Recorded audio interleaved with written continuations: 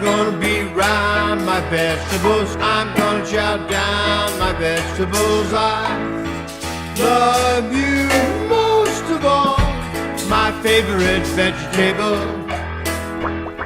Garden Dude here. I'd like you to introduce you to a wonderful new garden technology. This is called the Garden Tower Project. It began last year as a Kickstarter project, and the intent was to eliminate world hunger. It's also really good for gardeners because it has a number of things. First of all, you can see it has 5 rows of pockets, including a top where you can grow plants. Each row has 9 pockets, so that gives you a total of 50 plants that you can put in this thing. It takes up 4 square feet, and it has a number of incredibly interesting innovations.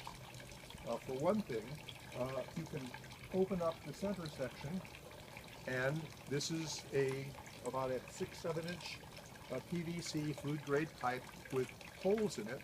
So this is where you put your garbage, your kitchen scraps, and worms. Since it's perforated, the worms then can crawl in and out into the soil, and you're providing your own source of organic fertilizer.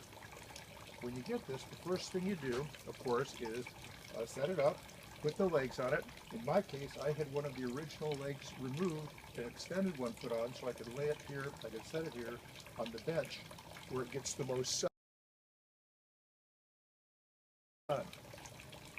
Each of these pockets, I experimented by simply filling it up with the best possible soil that I could find,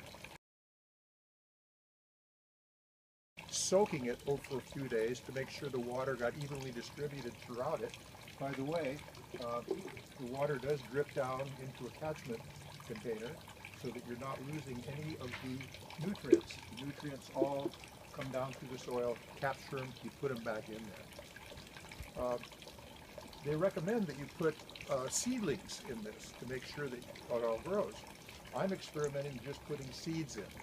The soil stays nice and damp, and I squirt it every once in a while with a mister, and it's starting to produce seeds now, about maybe 10 days after I first started putting the seeds in.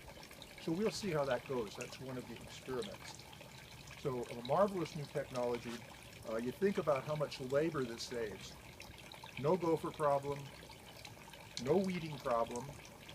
If you have any kind of deer or rabbits coming around, very simple to enclose it with a simple fence. If you have any birds come around, very simple to just hang a net over it. So absolutely simple maintenance. Once a plant finishes its productive cycle, you simply cut it off, leave the root in there to rot and become part of the soil, and then stick a new plant in there. So ongoing, constant harvesting, constant planting, very little maintenance. One of the other features that is so good is that it's incredibly water efficient. This is one of the reasons why it was designed to be used in third world countries where they don't have fertilizer, where they don't have a whole lot of water. So this way they're maximizing the use of the resource.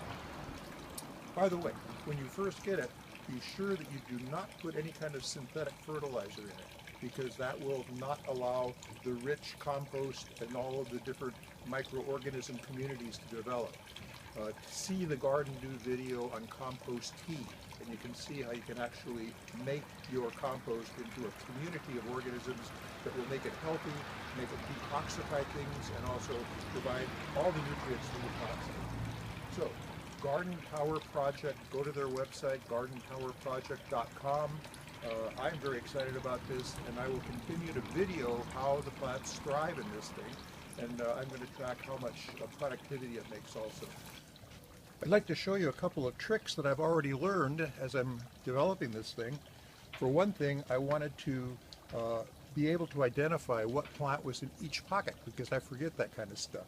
So on each row, I labeled the rows A, B, C, D, E, and then the top. Then each of the pockets I numbered around the circle, 1, 2, 3, 4, 5, 6, 7, 8, 9. So each pocket then has a number and a letter. And I very quickly, when I started planting, I realized, okay, well here I am 4. Oh, where did it go? Is it 4 for this one, or is it 4 for this one? So I realized I have to train myself to have a system. So on the top row, I simply put a line saying 3, yeah, it's that one. Okay, 4, it's that one. So that way I know it's always to the left. Then I have a spreadsheet that I keep track of each of these, what I planted, when I planted it, and then as I start harvesting, I will be weighing the amount of food that I get and having an actual productivity index for this. So these are some tricks I think will help other people that are starting up not get confused by having 50 different plants in 4 square feet. I have my poor old earth flag, like our Mother Earth, has seen better days, has been abused, is kind of tattered and torn, and this probably is the best reason why we need to malama Mother Earth. And we